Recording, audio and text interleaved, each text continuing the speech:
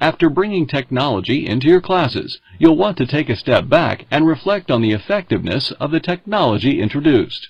Evaluating helps you determine whether the resources brought in are working and where you need to make changes. Of course, there's no set way to make assessments, but there are some pointers to keep in mind. Because the primary goal of technology integration is to enhance students' learning, a good way to measure the effectiveness of your technology is to evaluate your students' use of it. When you see that your students know how to select and use technology to help them find, analyze, and convey information effectively and creatively, then you have a good indication that the goals of technology integration have taken place. As an educator, you're probably familiar with standard methods of assessing students' achievement, such as multiple choice or even short answer tests. Like evaluating students, there are also ways to evaluate how well technology fits into your class and curriculum, or whether it has had a positive effect on learning. Sometimes, using traditional methods of assessment work well for measuring the effectiveness of technology. However, sometimes you'll have to look to alternative assessments. It just depends on the skill or learning you are trying to measure. Specifically, are you measuring the effectiveness of technology as a teaching, learning, or creation tool? For instance, let's say the learning objective for your students is to learn how to multiply, and the technology you decide to use to help students reach this objective is an online or CD math tutorial.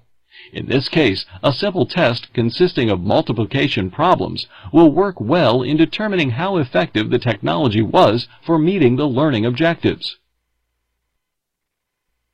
On the other hand, suppose the learning objective for your students is to learn and demonstrate how useful Microsoft Office PowerPoint is as a presentation tool.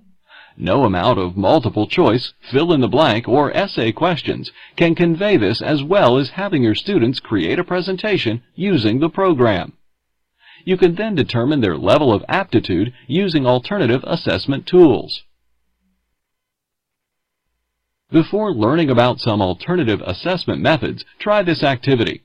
What questions would you ask yourself about the technology you've brought into your classes? The questions you ask will depend on what you are trying to measure, such as technology as a teaching tool or as a creation tool. You can check your list against our recommendations and then click Next to continue.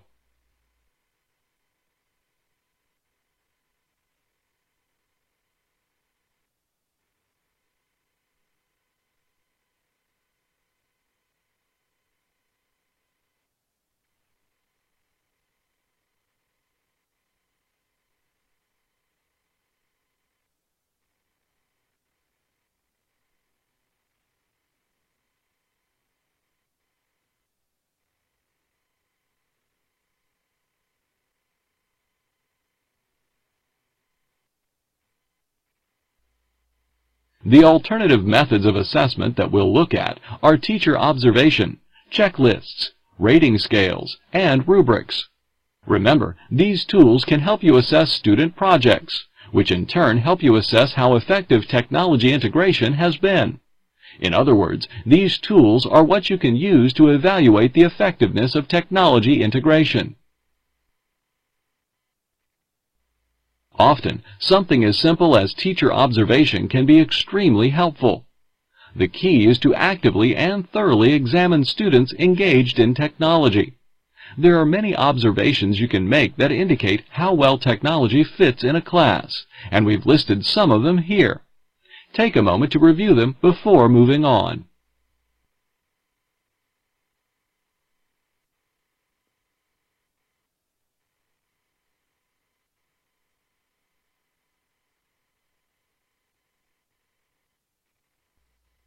Another assessment tool is the checklist.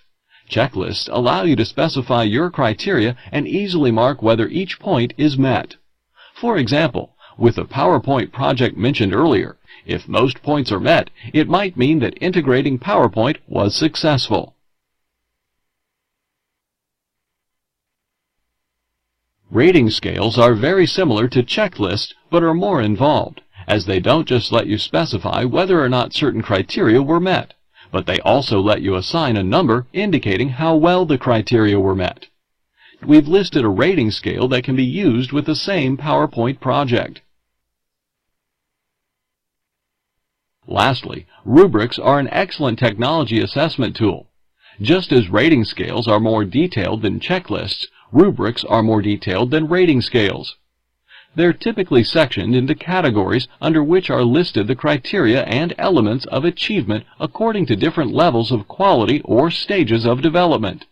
To get an idea of what we mean, you can examine the rubric shown here, which can be used with the PowerPoint scenario.